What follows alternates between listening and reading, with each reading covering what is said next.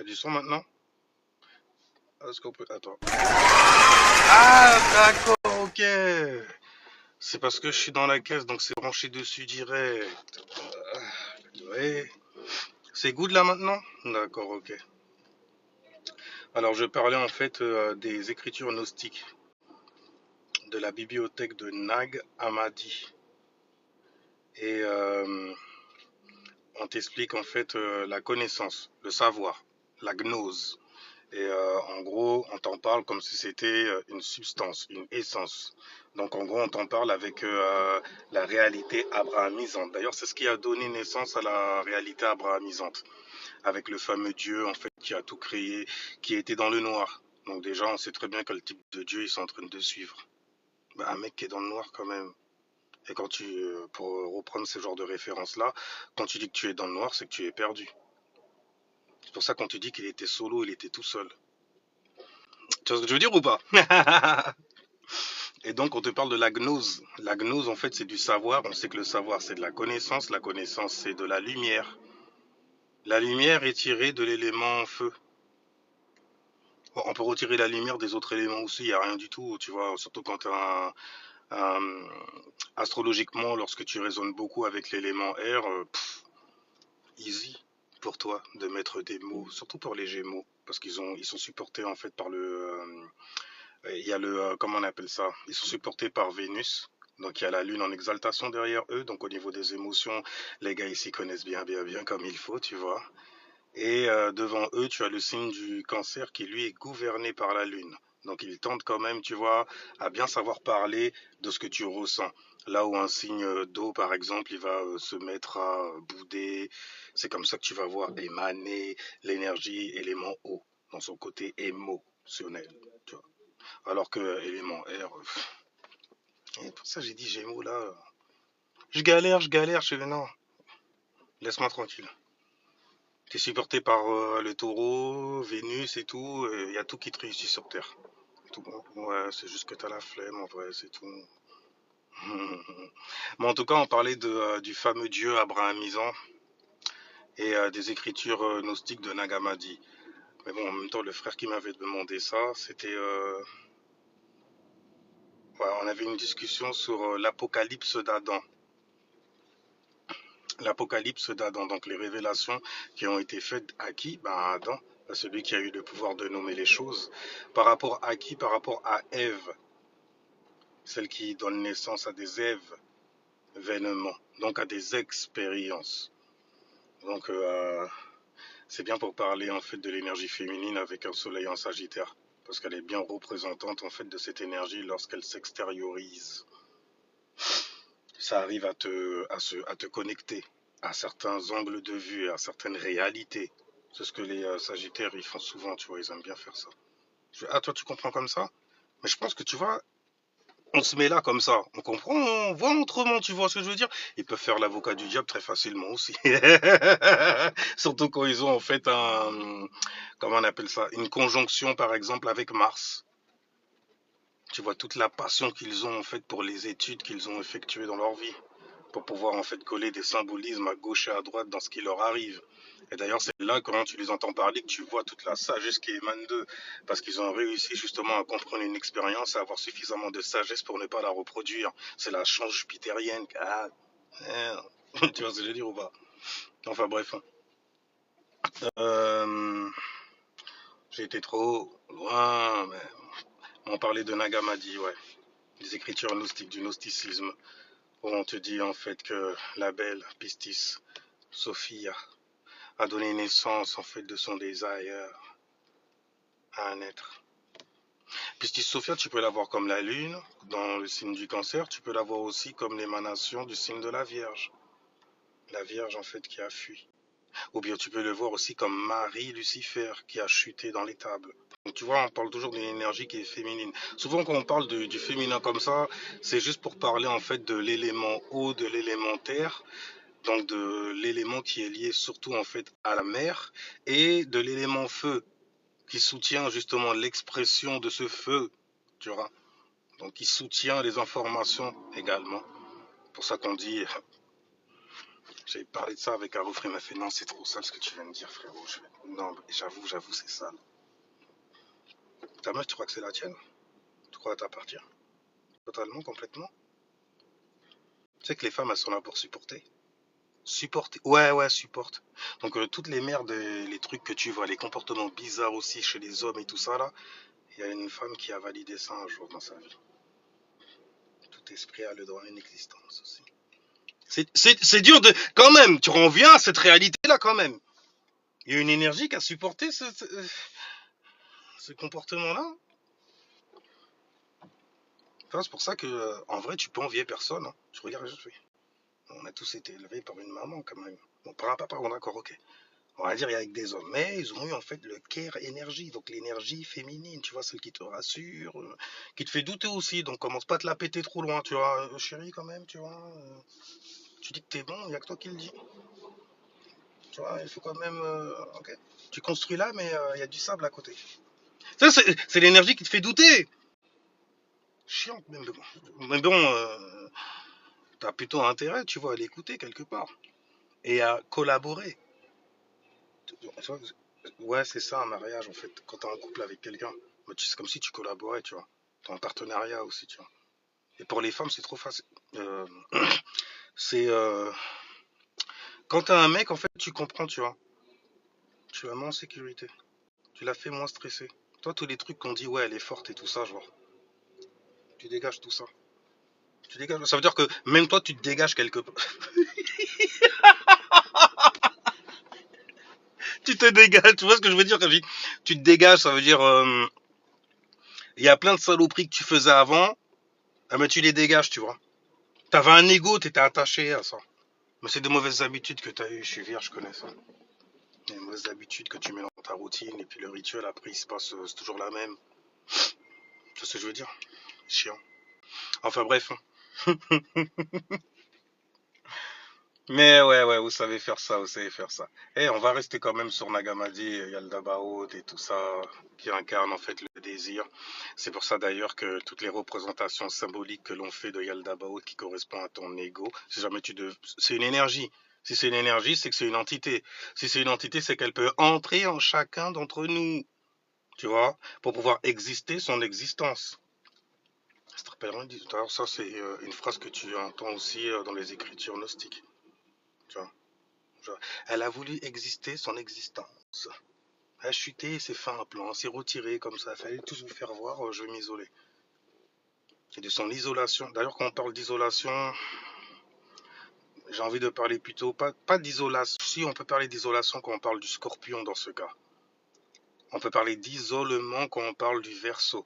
Tu vois, les correspondances qu'ils ont, c'est qu'ils sont très très isolés et comme ils sont en dessous de l'écliptique, tu vois, il y en a un qui annonce la transformation en fait de la saison de l'automne qui correspond à la chute et t'en as un autre en fait qui vient fixer en fait ta mentalité.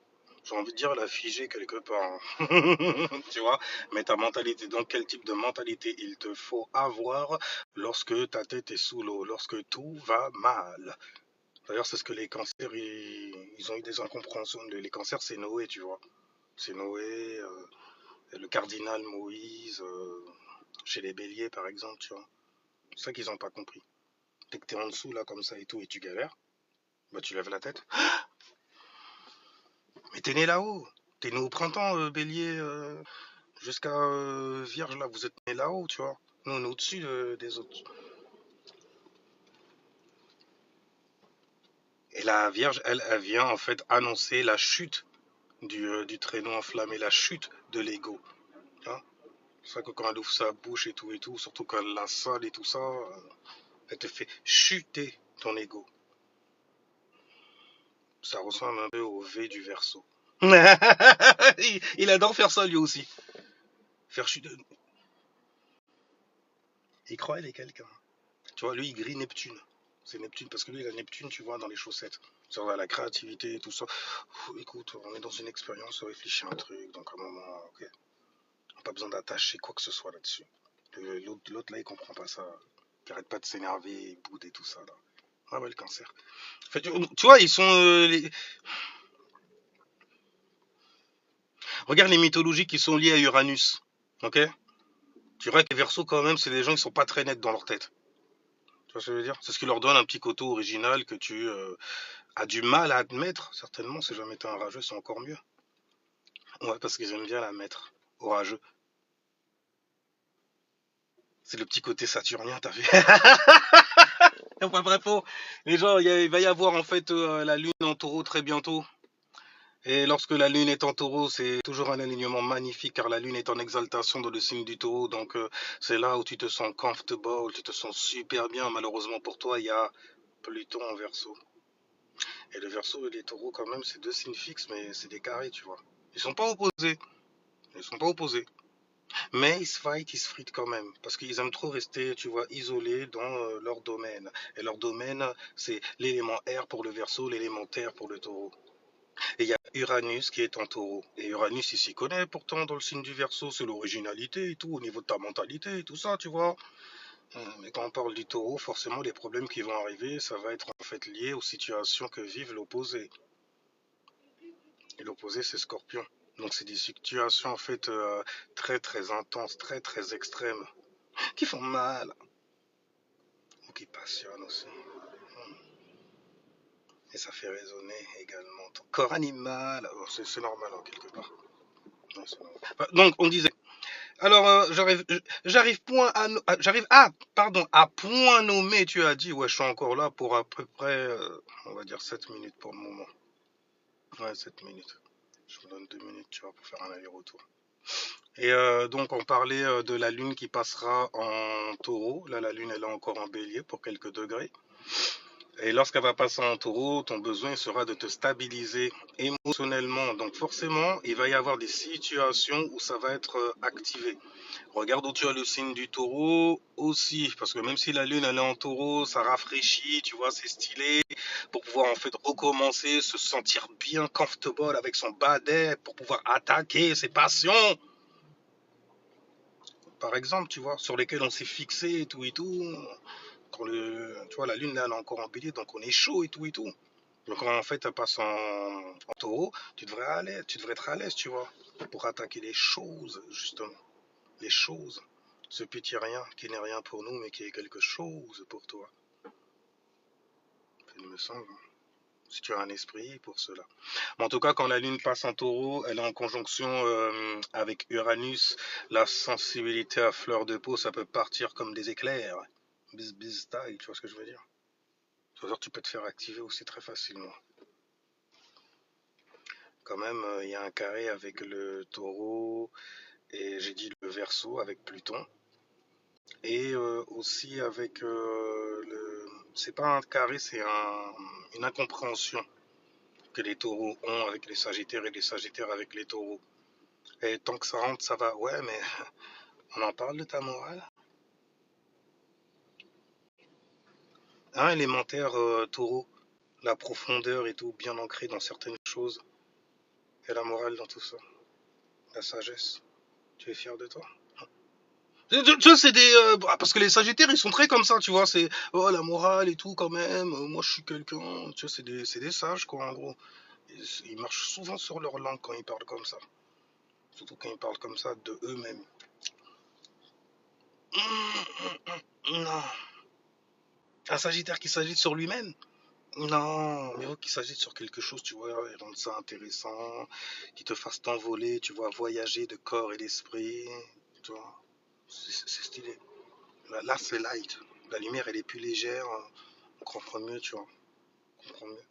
Même si t'as l'impression qu'ils n'aiment pas trop les gens, on dirait. Ouais, les Sagittaires, ils sont comme ça aussi. Ils sont chiants. Les gens sont chiants, en fait. Ouais, parce qu'ils attendent toujours, en fait. Genre, ils veulent me coller des responsabilités, genre, je suis le clown du groupe.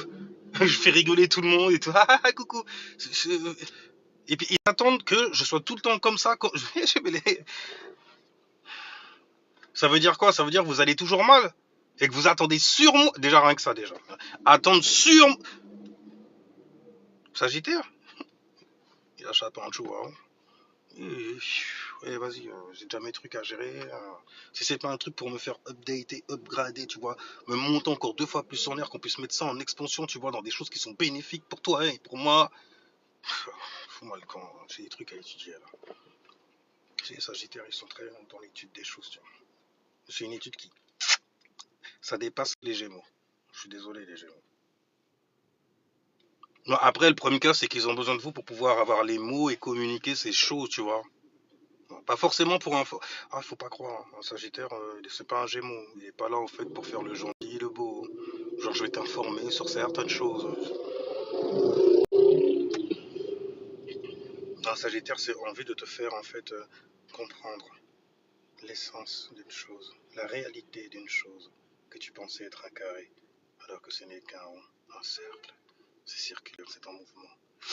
Il y a des choses qui se tiennent dedans, qui, lorsqu'on les active, deviennent des situations dans ta vie. Et ces secteurs de vie dans l'astrologie sont appelés des maisons. Il faut y penser. Tu vois. Et c'est pour ça qu'il faut regarder où tu as le signe du taureau qui tombe dans tes maisons.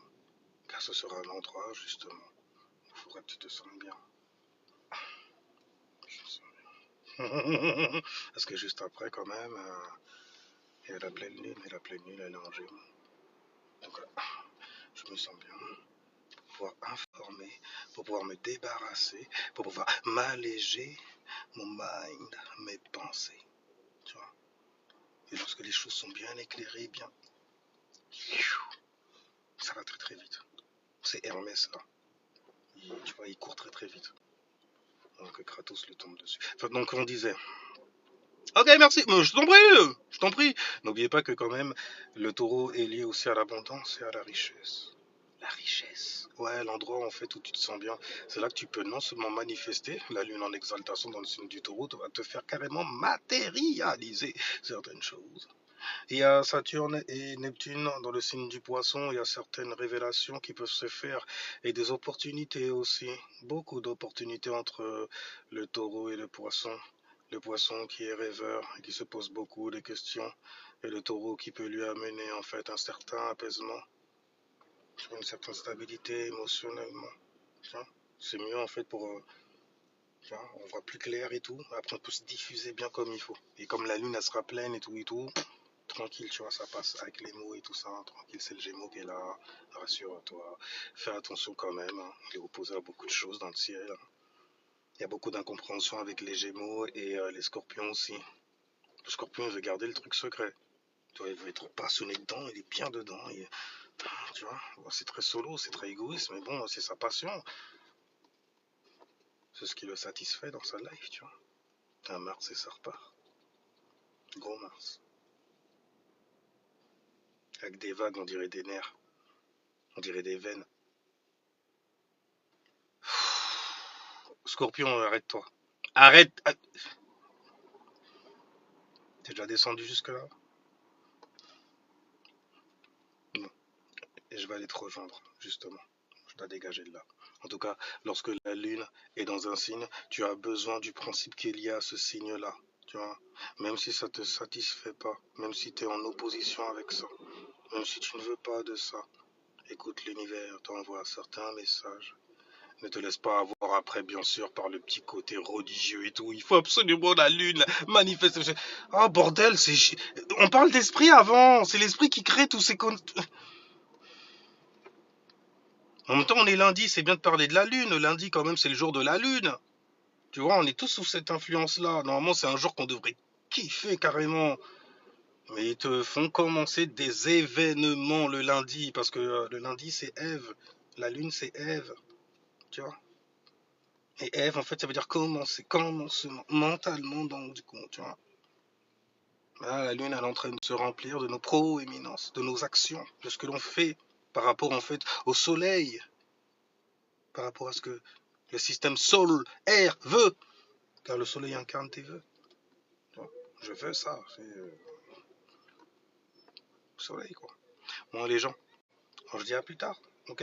Restez safe, peace, spirituellement, forcément, ça ne changera jamais. En vous connaissant, c'est encore mieux. Comme ça, tu regardes où ça va tomber. Ah, pour mes ascendants Capricorne, même si vous avez des doublés. Vous avez normalement Bélier dans la maison 4, et donc vous aurez Taureau dans la maison 5, il y a un trigone avec ce signe-là. Pour ceux qui ont un soleil en Capricorne, c'est stylé pour eux, même carrément pour pouvoir organiser certaines choses, produire.